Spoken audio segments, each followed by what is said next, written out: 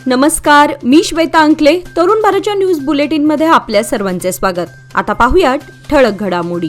कोल्हापूर जिल्हा कागल तालुक्याच्या यमगे गावचा युवक बिरदेव सिद्धप्पा डोणे याने भारतीय लोकसेवा आयोगाच्या 2025च्या परीक्षेत देशात 551वा क्रमांक घेऊन उत्तीर्ण झाला. मेंढपाळीचा व्यवसाय म्हणजेच बेळगाव सीमा भागातील विविध गावात भटकंती करत मेंढरांना चारवत एका प्रतिकूल परिस्थितीतून भारतीय लोकसेवा आयोगाची परीक्षा बिरदेवने उत्तीर्ण केली. या त्याच्या यशाबद्दल युवा समिती सीमा भागच्या वतीने अध्यक्ष शुभम शेळके यांच्या हस्ते त्याचा शाल, श्रीफळ आणि पुष्पगुच्छ देऊन सत्कार करण्यात आला. या प्रसंगी प्रास्ताविक करताना कार्याध्यक्ष धनंजय पाटील यांनी बिरदेव ढोणे या युवकाने आपली मातृभाषा मराठीतून शिक्षण घेत एका प्रतिकूल परिस्थितीतून यशाला गवसणी घातली आहे असे सांगून मंडोळी रोड येथे भटकंती करत आपल्या परिवारासह झोपडीत राहून यश गाठणं हे कौतुकास्पद आहे असे बिरदेवबद्दल गौरवोद्गार काढले. तसेच याची प्रेरणा सर्वांनी घ्यावी असे प्रतिपादन केले. यावेळी सरचिटणीस मनोहर हुंद्रे, उपाध्यक्ष प्रवीण रेडेकर, विजय जाधव, भागोजी पाटील, अशोक घगवे, राजू पाटील, रणजित हवळणाचे, रमेश माळवी आदी सदस्य उपस्थित होते.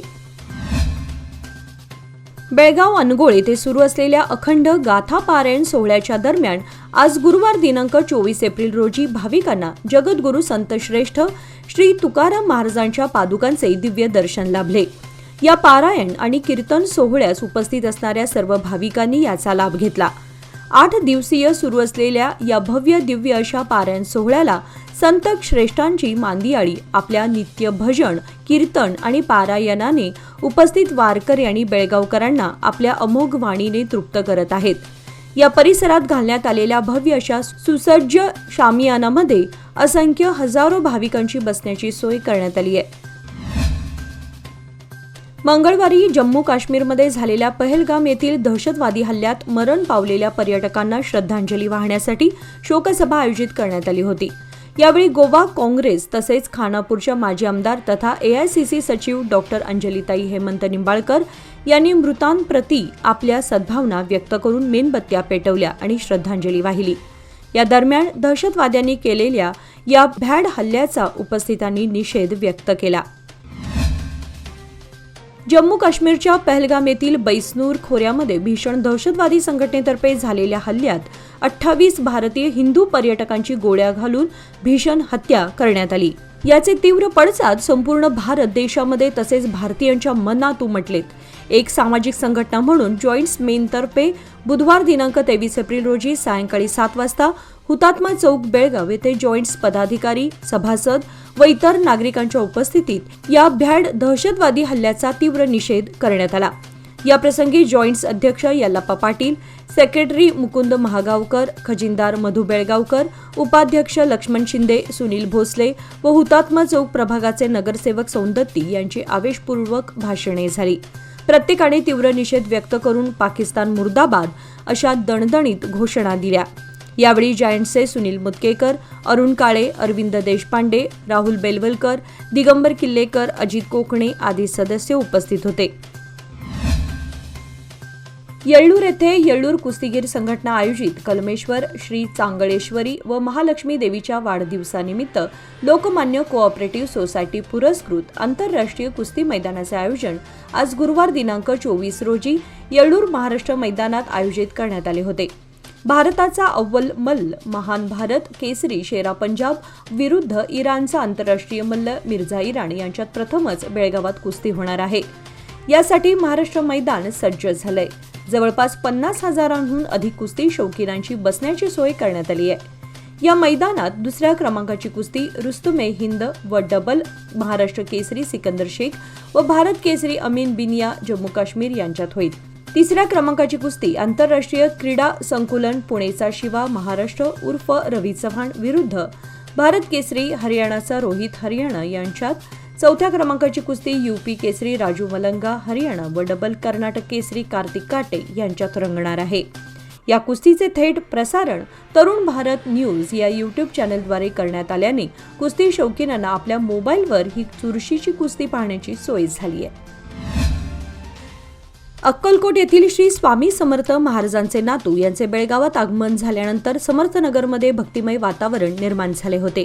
यावेळी भव्य पालखी सोहळ्याच्या माध्यमातून त्यांचे स्वागत करण्यात आले। ढोल ताशा, बँड आणि पुष्पवृष्टी करून मिरवणूक काढण्यात आली। त्यामुळे संपूर्ण परिसर भक्तिरसाने भारावून गेला होता। परिसरातील महिलांनी औक्षण करत स्वामीजींचे जल्लोषात स्वागत केले। हजारो भक्तांनी रस्त्यावर उभे राहून स्वामी समर्थांच्या नातवाचे दर्शन घेऊन कृपाशीर्वाद प्राप्त केला। या स्वागत मिरवणुकीमध्ये शेकडो श्रद्धाळू सहभागी झाले होते। ही मिरवणूक म्हणजे स्वामींच्या भक्तीचा जल्लोष होता। कन्नड चित्रपट सृष्टीचे पितामह आणि सर्वांचे लाडके अभिनेते डॉक्टर राजकुमार यांच्या 97व्या जयंतीनिमित्त बेळगावातील वार्ता भवन येथे भव्य कार्यक्रमाचे आयोजन करण्यात आले होते। हा कार्यक्रम बेळगाव जिल्हा प्रशासन, महानगरपालिका आणि वार्ता व सार्वजनिक संपर्क विभाग यांच्या संयुक्त विद्यमाने पार पडला। या जयंती कार्यक्रमात विविध मान्यवरांनी सहभाग घेतला आणि डॉक्टर राजकुमार यांच्या कार्याचे स्मरण केले। कार्यक्रमामध्ये डॉक्टर राजकुमार यांच्या चित्रपटातील गीते, त्यांचे योगदान तसेच त्यांच्या सामाजिक कार्यावर प्रकाश टाकण्यात आला। त्यांच्या प्रेरणादायी जीवनावर आधारित प्रदर्शने आणि सांस्कृतिक कार्यक्रमाने उपस्थितांचे मन जिंकले। डॉक्टर राजकुमार यांच्या स्मृतीप्रित्यर्थ अशा कार्यक्रमांचे आयोजन हे नव्या पिढीला त्यांच्या योगदानाची जाणीव करून देण्यास उपयुक्त ठरणार आहे, असे मत जिल्हाधिकारी मोहम्मद रोशन यांनी यावेळी व्यक्त केले।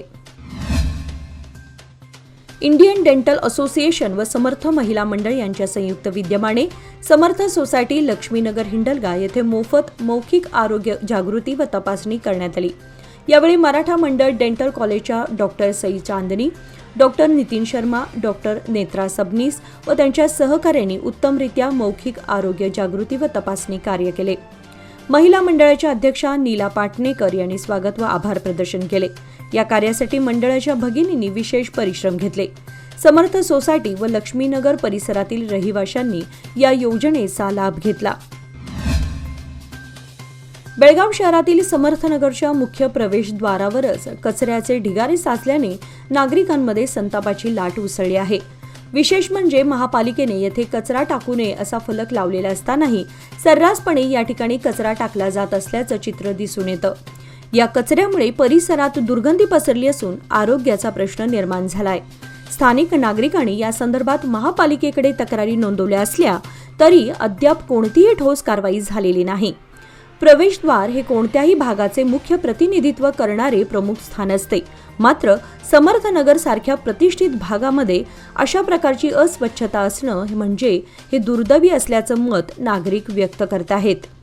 नागरिकांनी महापालिकेने या परिसरात तातडीने स्वच्छता मोहीम राबवावी आणि दोषींवर कारवाई करावी अशी जोरदार मागणी केली आहे।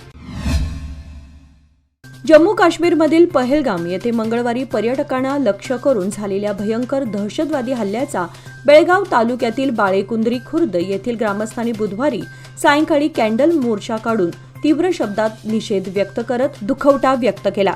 या भीषण हल्ल्यातील मृतांना 2 मिनिटे यावेळी मौन पाळून श्रद्धांजली वाहण्यात आली।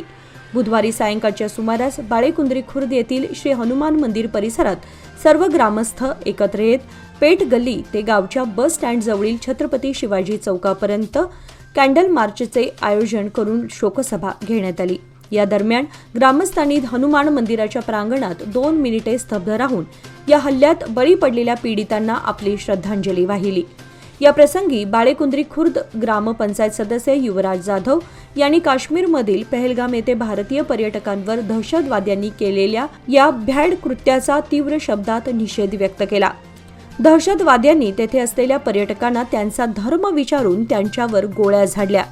हिंदूंना लक्ष्य करत देशाची एकता, अखंडता आणि सार्वभौमत्वाला आव्हान देणाऱ्या या घृणास्पद कृत्याची यावेळी त्यांनी निंदा केली। या शोकसभेप्रसंगी दशरथ चौबारी, संजय पाटील, श्याम कणेकर, विठ्ठल सायन्नवर, पायन्ना जक्कन्नावर, अशोक अंतोजी, संतोष कुंभार, मंजुनाथ काजगार, आकाश हिरेमठसह गावातील बजरंग दल तसेच विश्व हिंदू परिषदेचे अनेक कार्यकर्ते व ग्रामस्थ उपस्थित होते। बेळगावची राष्ट्रीय पदक विजेता महिला पैलवान स्वाती पाटील हिचे आज सकाळी 10 वाजता बेळगाव रेल्वे स्थानकावर जल्लोषात स्वागत करण्यात आले। अखिल भारतीय कुस्ती फेडरेशन आणि राजस्थान राज्यस्तरीय कुस्ती संघटना यांच्या संयुक्त विद्यमाने आयोजित करण्यात आलेल्या 20 वर्षाखालील वयोगटात ज्युनियर राष्ट्रीय कुस्ती चॅम्पियनशिप स्पर्धेत पैलवान स्वाती हिने 57 किलो वजनी गटात उपांत्यपूर्व सामन्यामध्ये 2-8, उपांत्य फेरीमध्ये 2-4 अशा गुणांनी विजयी झाली. मात्र अंतिम फेरीमध्ये 4-2 गुणांनी तिला पराभव पत्करावा लागला आणि रौप्य पदकावर समाधान मानावं लागलं.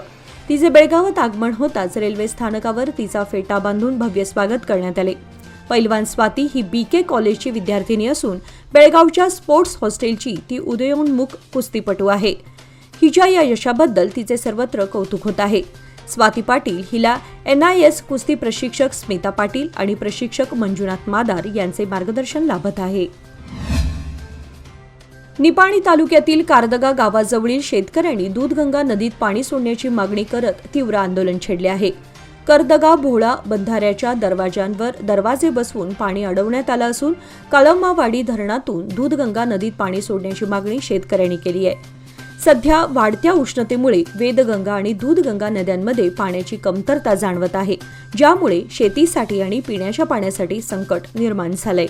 शेतकऱ्यांनी सांगितले की बंधाऱ्याचे दरवाजे बंद असल्याने पाणी पुढे वाहत नाही आणि सिद्धनाळ बंधाऱ्यापर्यंत पाणी पोहोचत नाही. या आंदोलनात हुन्नरगी, सिद्धाळा, खडकलाट, पट्टणकुडी, ममदापूर गावातील शेतकरी मोठ्या संख्येने सहभागी झाले होते. काळंबावाडी धरणातून सध्या दूधगंगा नदीमध्ये 1000 क्युसेक्स वेगानं पाणी सोडलं जातं आणि लवकरच ते 2000 क्युसेक्स पर्यंत वाढवण्यात येईल अशी माहिती प्रशासनाने दिली आहे. या पार्श्वभूमीवर नदीकाठच्या गावांना सतर्क राहण्याचे निर्देश देण्यात आलेत. चिकोडी तालुक्यातील शेतकरी सध्या तीव्र दुष्काळाचा सामना करत आहेत. बुधवारी दुपारी खणगाव BK तालुका बेळगाव येथे वीज कोसळून शाळकरी मुलीचा मृत्यू झाल्याची घटना घडली आहे. मारिहाळ पोलीस स्थानकात घटनेची नोंद झाली आहे. या घटनेने गावात हळहळ व्यक्त करण्यात येत आहे.